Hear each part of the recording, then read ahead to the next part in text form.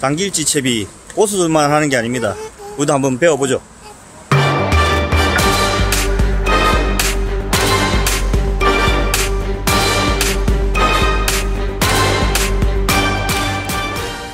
반유동 장길치 채비법은 중국자 이상인 분들이 쓰는 채비법이라고 볼 수 있습니다. 첫째, 전유동을 이해해야 가능하기 때문이죠. 둘째는 잠길치나 잠수찌를 이해해야 가능하기 때문입니다. 하지만 어느 정도 이해만 하신다면 너무도 편리하게 쓸 수 있는 채비법입니다. 반유동이 정확한 수심층을 신속히 공략하는 방식의 낚시법이라면 당길치 채비법은 반자동 낚시법으로 내가 지정한 수심층까지 도달 후에 저무력 전유동처럼 천천히 공략할 수 있는 반유동 낚시의 단점인 수심층 파악을 낚시를 하면서 알 수 있는 멋진 기능을 기존에 가지고 있는 반유동치 또는 전유동치로 할 수 있는 채비법입니다. 자, 이제 각설하고 전국에 계신 700만 낚시인 여러분, 저 설튜브를 100만 유튜브로 가자! 이 새끼한테 입만 벌리면 거짓말이 자동으로 나와. 먼저 전유동 채비에 대해서 설명을 드리겠습니다. 보통 평균적으로 G2 전유동치를 많이 쓰시니까 이걸로 세팅을 하고요. 찌 멈춘 고무, 그리고 G2 뽕돌, 도래 혹은 직결 매듭, 그리고 상황에 따라 틀리겠지만 초소형 뽕돌 하나 달아주시고요. 미끼, 이렇게 해서 보통 전유동 채비를 하죠. 자, 캐스팅 해보죠. 보통 이렇게 캐스팅을 하면 잡어층에 3m권에서 이렇게 잡어들이 엄청나게 많이 달라집니다. 이쯤 되면 내 미끼가 있을까요?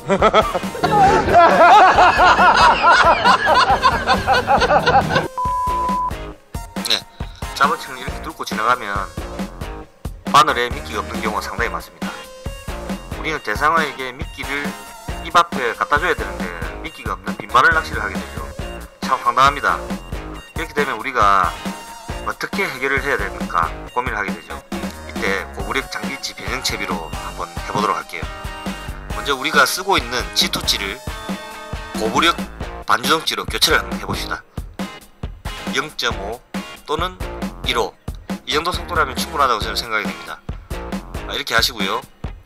이 찌를 무력을 제로로 만들 뽕돌이 필요합니다. 0.5 같은 경우에는 0.75, 1호 같은 경우는 1.3, 물론 회사들마다 틀리겠지만 제가 예시로 했습니다. 0.5를 제로의 무력을 만들고 1호 찌를 제로의 무력을 만들게 됩니다.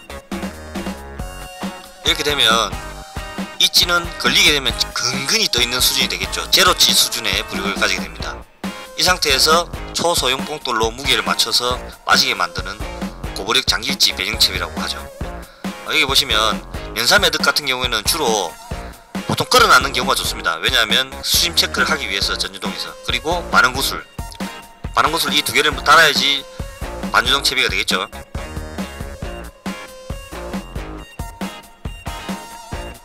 여기서 한 3m 정도 주면 되겠네요. 한 3m 정도 준 이 수심층을 걸리자마자 그때부터는 이 초소형 뽕돌의 무게로 서서히 빠지게 만드는 겁니다. 자, 한번 봐볼까요? 실전 영상에서는 이 보시는 바와 같이 이 놓으면 0.5 뽕돌은 엄청나게 빨리 빠집니다. 그래서 제가 슬로우 모션으로 서서히 이렇게 내려가죠.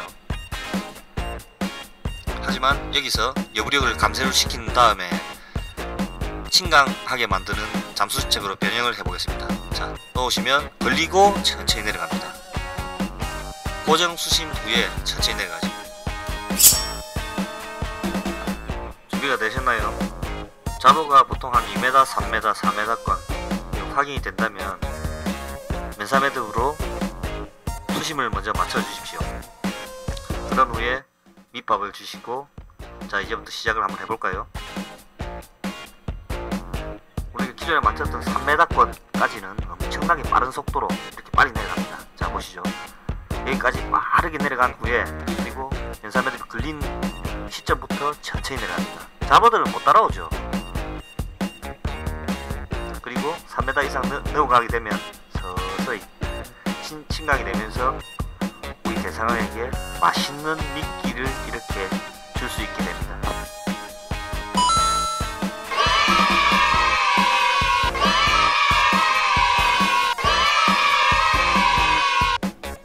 이럴 때 정말로 편하겠죠. 자, 두 번째 예시로 한번 가보도록 하죠.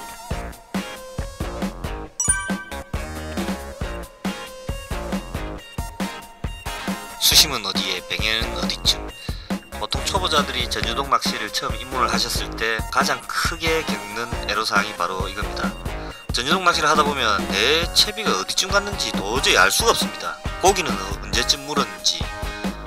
어떻게 보면 흘리다 보면 어떨 때는 미끌림에 걸려서 당황하는 경우가 좀 생기죠. 내 채비는 바닥에 걸려 있는데 다른 사람들은 고기를 잡고 있는데 나는 고기를 못 잡는 이런 경우가 생깁니다. 이럴 때 보통의 해결 방법으로는 내 원줄에 면사 매듭을 거는 거죠. 면사 매듭을, 잘 보이는 면사 매듭을 걸어서 이 정도 내려갔구나, 찌 밑으로 빠졌구나에 대해서 확인을 하는데, 사실 면사 매듭으로는 장타 낚시라든지 바람이 불 때는 식별이 정말 어렵습니다. 그럴 때 우리가 한번 해볼 수 있는 방법, 바로 장길지 채비로 변환을 하는 겁니다. 장길지 변형채비 한번 보도록 할게요. 먼저 면사 매듭은 수심 체크용으로 걸어주시는 게 좋다고 저는 생각이 됩니다. 그래서 보통 전유동 하실 때 초보자분들께서는 면사 매듭을 한 번씩 걸어주세요. 그리고 반응구슬, 반응구슬 말인데, 사실 이 반응구슬을 넣기 위해서 채비를 전부 다 교환을 할 수가 없습니다. 그렇기 때문에 우측 상단에 보이는 카드를 클릭하시면 하이브리드 반응구슬 제작법을 참조하시면 되겠습니다. 여기서 제가 쉽게 넣었다 뺐다 할 수 있도록 하는 하이브리드 반응구슬 제작법을 한번 올려놨습니다. 그럼 제 영상으로 가시겠죠. 그 다음 G2뽕돌, 찌 여부력을 완전하게 상쇄를 시키십시오. 제품마다 틀리니까 현장에서 확인을 해보시고, 얼마 걸립니다 사실. 그리고 수심층을 한 6m 정도, 초소형 뽕돌과 면사매듭 6m 정도로 교체를 해주세요. 마지막으로 소형 뽕돌의 내 침강 속도가 좌우하니까 꼭 정확하게 여부력을 0으로 만들어 주십시오. 내가 지정한 수심층까지 여부력으로 훑어가다가 그 이하로 내려가게 되면 찌가 잠기게 돼서 포인트를 벗어난 것을 우리가 눈으로 볼 수가 있습니다. 자, 한번 보시죠. 6m 공략권에서 제가 내려가게 되면 이때부터 찌가 빠지게 됩니다. 나는 6m까지만 공략하고 싶은데 그 이후로부터 이렇게 내려가게 되면 이제 채비를 회수해도 되겠구나 라고 생각을 하게 되겠죠. 자, 간단하지 않나요? 실전 영상도 한번 보시죠. G2치죠. 이렇게 여부력 상쇄를 시키고 제로를 만든 다음에 빠지고 걸리면 천천히 이렇게 내려가게 됩니다.